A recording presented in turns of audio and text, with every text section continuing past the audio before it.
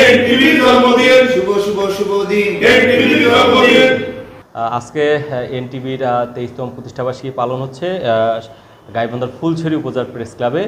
তো আমি চাই এনটিভি যে সময়ের সাথে আগামীর পথে যে ধারাটা অব্যাহত রয়েছে আগামীতেও অব্যাহত থাকবে এবং বস্তুনিষ্ঠ সংবাদ পরিবেশনে যেহেতু এনটিভি এগিয়ে আসছে, তো আমরাও সেই সহযাত্রী হিসেবে আমরাও চাই এনটিভি এগিয়ে যাক এবং এনটিভি সুন্দরভাবে এবং বস্তুনিষ্ঠ সংবাদ পরিবেশন করুক, এই প্রত্যাশা থাকবে। তো আমি এই অনুষ্ঠানে আজকে কেক কাটা অনুষ্ঠানে আমি একটু স্বাগত বক্তব্য রাখার জন্য আহ্বান জানাচ্ছি ফুলছড়ি প্রেস ক্লাবের সাধারণ সম্পাদক শাহ আলম জাদু ভাইকে।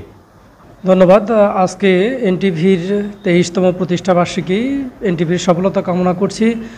এনটিভি আরও ভালো ভালো নিউজ কভারেজ করুক এবং বিশ্বের 1 নম্বর নিউজ চ্যানেলে রূপান্তরিত হোক, এই প্রত্যাশা করছি।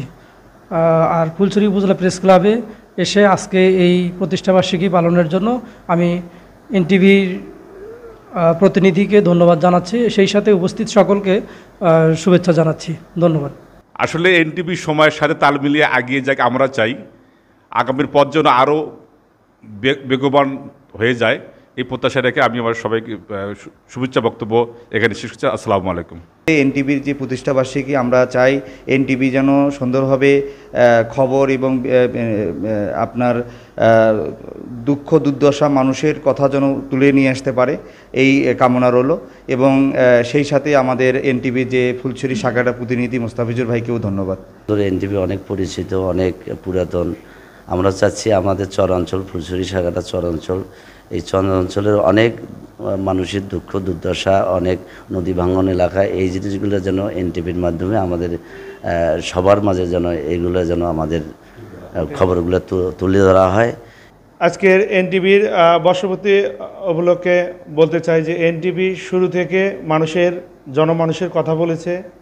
এনটিভি সবসময় মানুষের দুঃখ দুর্দশা তুলে ধরেছে। আগামীতে এনটিভি এরকম কার্যক্রম চালিয়ে যাবে এবং বাংলাদেশকে বিশ্বের দরবারে আরও উন্নত শিখরে তুলে ধরবে এবং রাজনৈতিক, অর্থনৈতিক সহ বিভিন্ন বিষয়ে তুলে ধরে এনটিভি 1 নম্বর চ্যানেলে পরিণত হবে, এই কামনা করছি এবং এনটিভির শুভকামনা করছি।